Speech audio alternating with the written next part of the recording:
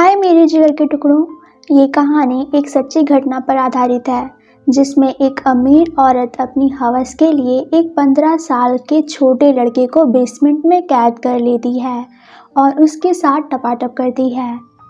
Movie की शुरुआत में हम डॉली नाम की एक सुंदर लेडी को देखते हैं जिसकी शादी एक फ्रेड नाम के बहुत बड़े बिजनेसमैन से हुई होती है।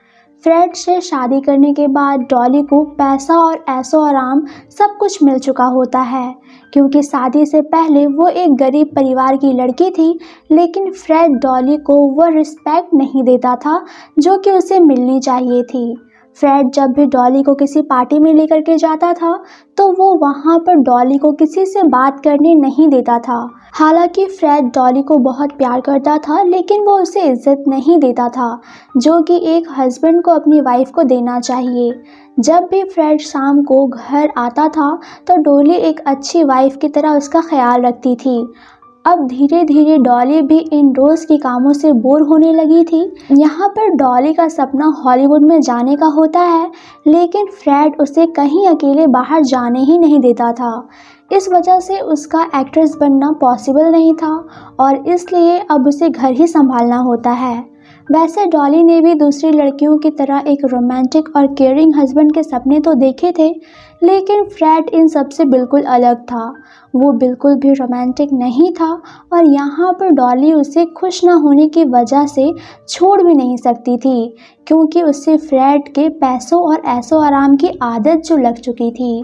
एक दिन जब डॉली फ्रेड की फैक्ट्री में जाती है तो वहाँ पर उसे एक ऑटो नाम का वर्कर दिखाई देता है। वो उम्र में डॉली से करीब 15 साल छोटा था और वो वही फैक्ट्री में मशीन रिपेयरिंग का काम करता था। ये सब पता होने के बाद डॉली अपने घर की मशीन को जानबूझ करके ख़राब कर देती है क्योंकि उसे पता होता है कि ऑटो एक मैकेनिक है और वही इसे ठीक करने के लिए आएगा। अब डॉली के कहने पर फ्रेड ऑटो को मशीन ठीक करने के लिए भेजता है और वो मशीन ठीक करके वहाँ से चला भी जाता है, लेकिन इसके बाद डॉली अपनी मशीन को बार बार ख़राब करने लगती है जिसके चलते ऑटो को घर पर हर रोज़ आना जाना पड़ता है। फिर कुछ दिन तक मशीन का बहाना ख़त्म होने के बाद ये दोनों ऐसे ही मिलने लगते हैं। फ्रेड जब भी घर से बाहर निकलता तो कुछ देर बाद ऑटो वहाँ पर आ जाता था और यहाँ ये दोनों मिल करके टपाटप करते थे। ऑटो को पता होता है कि वो अपने से 15 साल बड़ी लड़की के साथ रिलेशनशिप में है, लेकिन अब उसे भी डॉली की आदत लग चुकी थी। वो डॉली के साथ रहना चाहता है और अपनी फैमिली बसाना चाहता है। वहीं डॉली भी ऑटो के साथ काफ़ी खुश थी और वो ऑटो के साथ हमेशा रहना चाहती है, लेकिन इसके साथ ही उसे फ्रेड के पैसों का भी लालच होता है। भले ही वो फ्रेड से खुश नहीं है, लेकिन वो ऐशो आराम की लाइफ नहीं छोड़ सकती थी। इससे पहले उसकी लाइफ काफ़ी सिंपल थी, इसलिए फ्रेड को छोड़ना उसके लिए पॉसिबल ही नहीं था। ये दोनों कुछ दिनों तक ऐसे ही मिलते जुलते रहते हैं, लेकिन इस तरह से इन दोनों के मिलने में आसपास के लोगों को इन पर शक होने लगता है। डॉली उन सब से बचने के लिए बताती है कि वो उसका स्टेप ब्रदर है और वो जानती थी कि इन सब से बचने का कोई और उपाय नहीं है। वो इन सब से बचने के लिए ऑटो को अपने पास रखने के लिए वो उसे सीक्रेट तरीके से घर के अंदर रहने को बोलती है क्योंकि उसके घर में एक ही सीक्रेट जगह थी जहां ऑटो उसके साथ हमेशा रह सकता था और ऑटो को वहां पर रहने के लिए डॉली कुछ रूल बनाती है, जैसे कि वो कभी भी घर से बाहर नहीं जा सकता था और रात को उसे कोई आवाज़ भी नहीं करनी है। अब यहाँ ऑटो को ना चाहते हुए भी सारे रूल मानने पड़ते हैं क्योंकि उसे अब डॉली की आदत हो चुकी थी। फिर ऐसे ही इन दोनों को साथ में रहते हुए 9 साल बीत जाते हैं। इतने लंबे समय तक ऑटो वहाँ पर परेशान हो चुका था, लेकिन वो खुद को संभाल लेता है क्योंकि उसे पता था कि फ्रेड डॉली को किस तरह से टॉर्चर करता है, इसलिए वो वहीं पर रहता है और खाली समय में कहानियाँ लिख करके दिन गुजारा करता है। और यहाँ पर डॉली भी जानती है कि ऑटो काफ़ी दिनों से बाहर नहीं गया है, इसलिए वो बहुत परेशान हो चुका है। वो उसे एक दिन एक बार में लेकर के जाती है, लेकिन जब ऑटो इतने सारे लोगों के बीच में जाता है तो उसे काफ़ी घबराहट होने लगती है। क्योंकि वो 9 साल तक कैद में होने की वजह से मेंटली बीमार हो गया था। लेकिन अब डॉली के पास रहने के अलावा और कोई चारा नहीं था। वहीं डॉली भी फ्रेड से छुटकारा पाने के लिए एक प्लान बनाने लगती है। पहले तो वो काफ़ी महंगी इंश्योरेंस करवाती है ताकि उसे फ्रेड के बाद भी ऐसी लाइफस्टाइल जीने में कोई परेशानी ना हो। इसके बाद वो फ्रेड की गन को ऑटो के पास छिपा देती है ताकि टाइम आने पर ऑटो उसका यूज़ कर सके। लेकिन इस प्लान के बारे में ऑटो को बिल्कुल भी पता नहीं था। एक दिन जब फ्रेड डॉली को एक पार्टी में लेकर के जाता है तो यहाँ पर डॉली को फ्रेड का लॉयर मिलता है। फ्रेड डॉली के साथ डांस नहीं करता है तब वो उस लॉयर के साथ ही डांस करने लग जाती है और इसी बीच वो उसके साथ फ्लर्ट भी करने लगती है। और ये सब देखने के बाद फ्रेड काफ़ी गुस्सा हो जाता है। उसे ये सब बिल्कुल पसंद नहीं था। वो घर आकर डॉली पर काफ़ी चिल्लाने लगता है।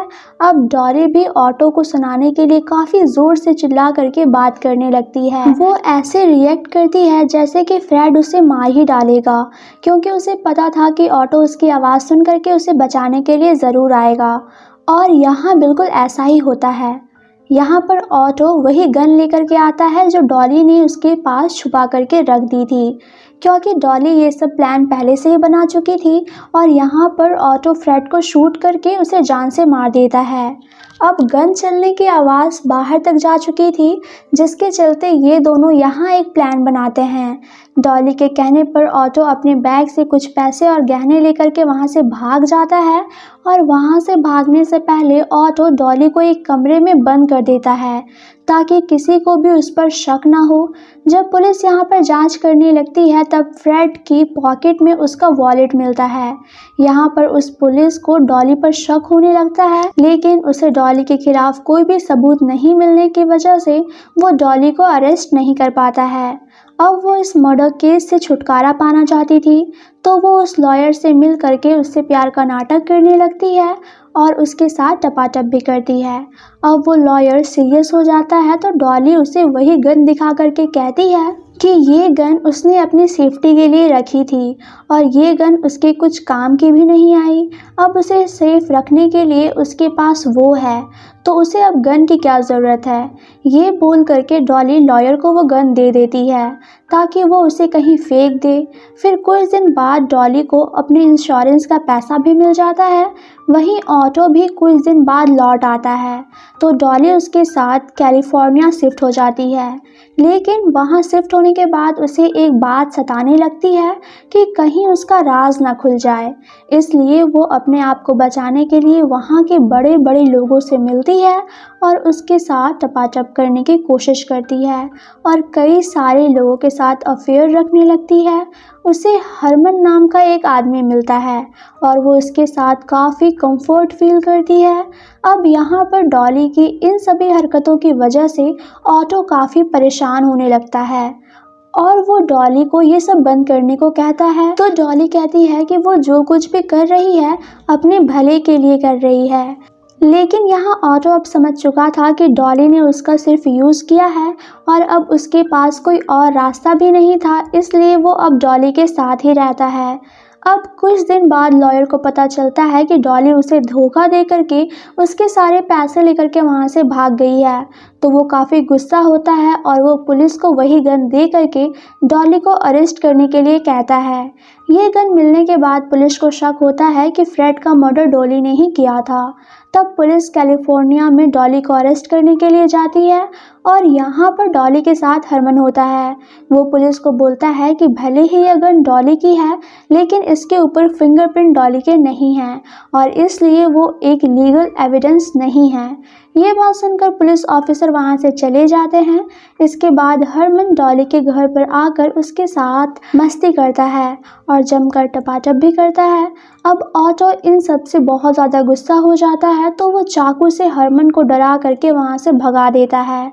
अब ऑटो को इस तरीके से रहना बिल्कुल भी पसंद नहीं था, इसलिए वो पुलिस को फ़ोन लगा करके अपनी सारी सच्चाई बता देता है और यहाँ पर पुलिस इन दोनों को अरेस्ट कर लेती है।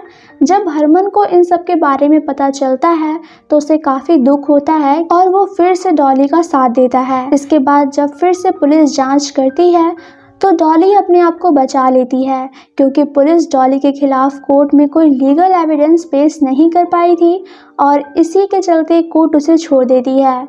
और वहीं ऑटो को भी लोगों का बहुत सपोर्ट मिलता है। लोगों का मानना था कि डॉली ने ऑटो को यूज़ करके उसे फंसाया है और इसके बाद ऑटो भी कोर्ट के द्वारा छोड़ दिया जाता है। अब जेल से बाहर आने के बाद ऑटो वापस अपनी कंट्री आ जाता है क्योंकि अब वो डॉली से ब्रेकअप कर चुका था और यहीं पर ये